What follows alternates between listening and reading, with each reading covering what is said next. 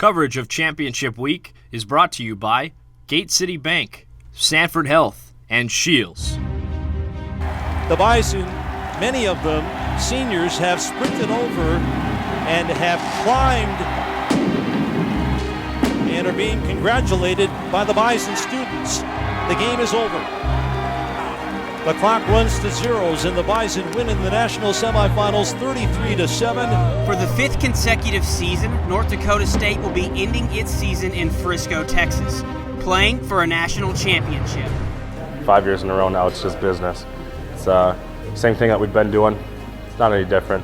I'm excited. The team's excited to go back. We're not trying to, worry about winning 5 in a row. It's just another game. We're trying to go 1-0 for that game, 1-0 for the week. It will be 3 weeks since the Bison last played a game. For the players, the break wasn't just used to rest the body. Going home, getting your mind off of football for a day or two, it's really nice. That's why I feel better, because mentally I'm like, okay, refreshed, ready to go. For the first time since 1989, North Dakota State will be facing the Jacksonville State Gamecocks, who were 13-1 on the season, with the only loss coming to the Auburn Tigers. They're playing really good football. They fly around and like I said, really athletic, and are going to try to be aggressive and make plays on the football. With this being the first time these two schools have played in over 20 years, the matchup brings a lot of excitement and new challenges to the Bison. It's nice that it's a new team that we get to focus on, somebody that we haven't played. And that's why I think all the guys are really excited. None of us are going to know their side or our side until you get into that first quarter, how physical it is, where the strengths are of each team. You can see it on film, but until you go against them, it's difficult. The Gamecocks rank second in the FCS in total offense. They're putting up over 520 yards per game. A lot of that has to do with dual threat quarterback Eli Jenkins, who has 35 total touchdowns on the year. Number 7, the quarterback sticks out mainly. He can hurt you with his arm, he can hurt you with his leg. Their offense is based around him. He's just a major athlete in the whole system there. Jenkins isn't the only firepower the Gamecocks have offensively.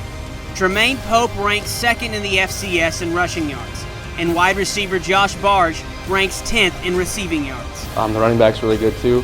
The receivers that have are really competitive, really athletic, a lot of vertical routes. So, we have our hands full for us, but, we'll be ready for the challenge. Time of possession is always an important stat for the Bison offense. But with an explosive offense Jacksonville State brings, controlling the clock will be key.